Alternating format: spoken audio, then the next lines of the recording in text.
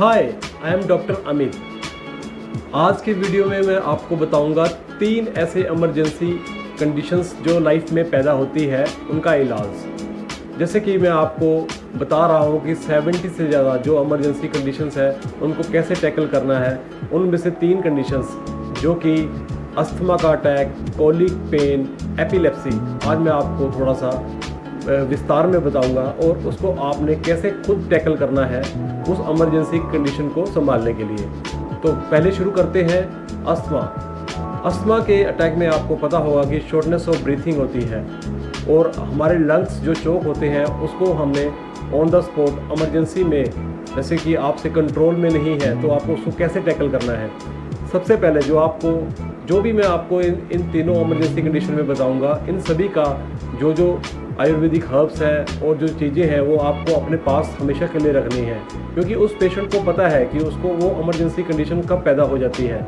तो अस्थमा में हम आप देखेंगे कि सबसे पहले अगर उसमें अस्थमा का अटैक आया है तो उस टाइम आप उसमें जो सीम ऑयल होता है, तिल के तेल में आप सेंधा नमक डालकर उसको चेस्ट के बैक और फ्रंट दोनों में लगाकर आप उसकी मसाज कर सकते हैं। ऐसा करने से उसको काफ़ी आराम मिलेगा। और दूसरा, अगर आप इसमें जो कैम्फर होता है, कैम्फर जो कपूर है, कपूर को आप स्निफ कर सकते हैं, सूंघ सकते हैं, तो उसको थोड़ा सा पीस लीजिए और कॉटन के थोड़े बारीक कपड़े में रख के आप उसको अपने गले में भी लगा सकते हैं और उससे स्निफिंग, जब तक उसका जो प्रॉब्लम स्टार्ट हो रही है, आप उसको थोड़ा सा आराम दे सकेंगे पेशेंट को। और अगर आप उसको थोड़ा पीस के उसके नोज़ के पास रख के थोड़ा सा उसको ज़्यादा सूंघने के लिए बोलेंगे तो उसकी ब्रीथिंग में काफ़ी कंट्रोल होगा। ये तो था एप्लीकेशन। अब कंज्यूमिंग में क्या करना है, आप ऑन द स्पॉट, जैसे आपके पास पान के पत्ते, बिटर लीव्स होते हैं, बिटर लीव्स का आप जूस बनाकर उसको पेशेंट को पिलाइए। उसको पिलाने से आप देखेंगे कि उसमें कितना जल्दी फ़र्क फील होगा और उसकी ब्रीथिंग थोड़ी सी रिलैक्स हो जाएगी।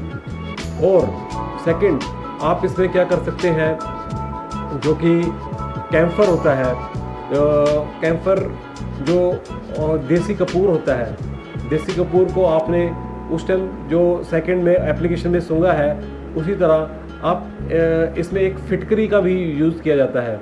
फिटकरी आपको पता होगा कि अगर उसको आप फिटकरी को पीस कर अपनी टंग के नीचे थोड़ा सा पाउडर, 1 पिंच सा उसको रख लेते हैं तो उससे भी ब्रीथिंग बहुत ही अच्छी रिलैक्स और पेशेंट रिलैक्स फील करता है।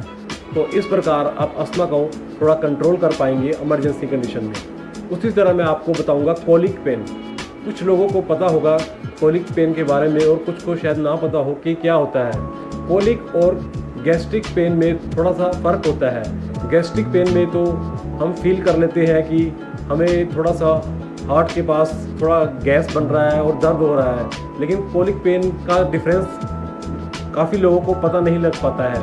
तो गैस्ट्रिक पेन में तो हम बॉडी का मूवमेंट करके या और जो मैंने आपको आयुर्वेदिक जो आगे वीडियो में बताई हैं और जो मैं आपको बता चुका हूँ उससे आप दूर कर सकते हैं। लेकिन कॉलिक पेन के दर्द को आपको समझना है कि जैसे कि इसमें क्या होता है कि जो मस्कुलर कॉन्ट्रैक्शन होती है, स्मॉल इंटेस्टाइन, लार्ज इंटेस्टाइन और हमारे गॉल ब्लैडर के बीच में कुछ मस्कुलर कॉन्ट्रैक्ट, जैसे कि कोई चीज़ बाहर की तरफ आ रही है, आपको वॉमिटिंग भी हो सकती है, कुछ ऐसा आपको प्रॉब्लम हो रही है, तो उस पर आपने क्या करना है। तो आपने उस केस में सबसे पहले बॉडी को थोड़ा आपने लेट जाना है। लेटने के बाद आपने अपनी नेवल, नाभि के ऊपर मस्टर्ड ऑयल और गार्लिक को दोनों को मिलाकर थोड़ा मसाज करना है। उसको मसाज करने से भी आपको बहुत ज़्यादा आराम मिलेगा। उसी तरह आप कैम्फर, जो मैंने आपको कपूर बताया था, उसका ऑयल लेकर उसके नाभि के अराउंड चारों गोल सा घुमाकर मसाज करके, आप मसाज करने के बाद उसको एक वार्म पैक के साथ थोड़ा सा पुश करना है हल्का हल्का, ताकि उसकी पेन को रिलीफ मिल सके। ऐसा करने से आप देखेंगे कि कॉलिक पेन का असर काफ़ी हद तक कम होगा।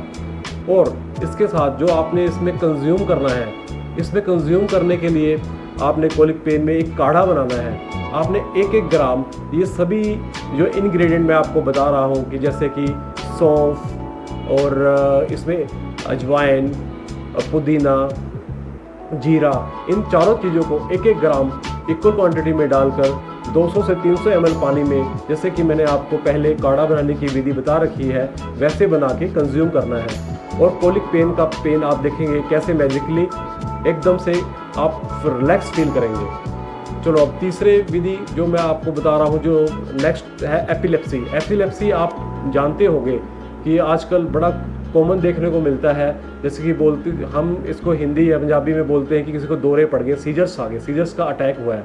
तो सबसे पहले हम समझते हैं थोड़ा सा कि एपिलेप्सी और सीजर्स में क्या होता है।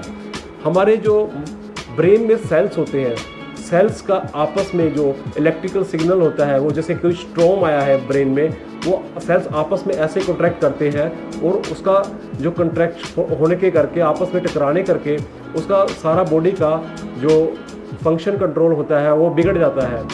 ये एपिलेप्सी के भी आगे बहुत सारे टाइप हैं, जैसे कि 2 टाइप में, पहले टाइप में पार्शियल ब्रेन और सेकंड में फुली दोनों साइड का ब्रेन में जो प्रॉब्लम होती है सेल्स के अंदर एब्स्ट्रक्शंस की, उसके करके होता है।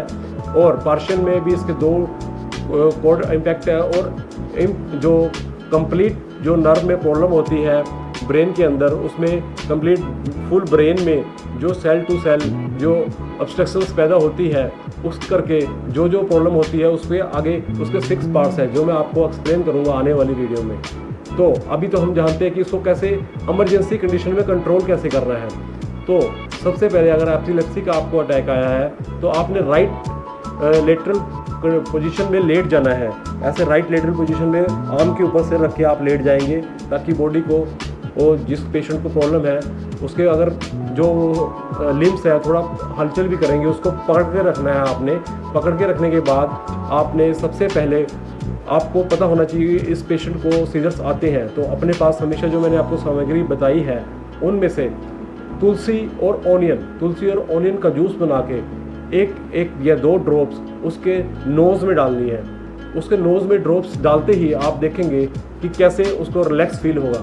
ये तो था कि लोकल एप्लीकेशन। अब कंज्यूम में क्या करेंगे कि उसको पेशेंट को सीजर्स के टाइम में, एपिलेप्सी के टाइम में क्या उसको रिलैक्स मिले।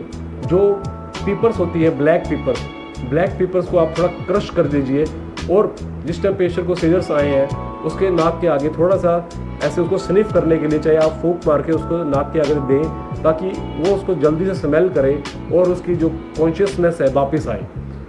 तो दोस्तों, अगर आप इन चीज़ों से अपने आप को और अपने आस-पास के जो पेशेंट्स हैं उनमें कुछ हेल्प करना चाहेंगे, तो इस वीडियो को आगे से आगे जिनको बहुत ज़रूरत है इनको ट्रांसफ़र कीजिए और मेरा मैसेज उन तक पहुंचाइए जिनको इसकी बहुत ज़रूरत है। तो मेरे इस चैनल को सब्सक्राइब कीजिए और आगे अपने रिलेटिव्स और फ्रेंड्स जिनको इसकी ज़रूरत है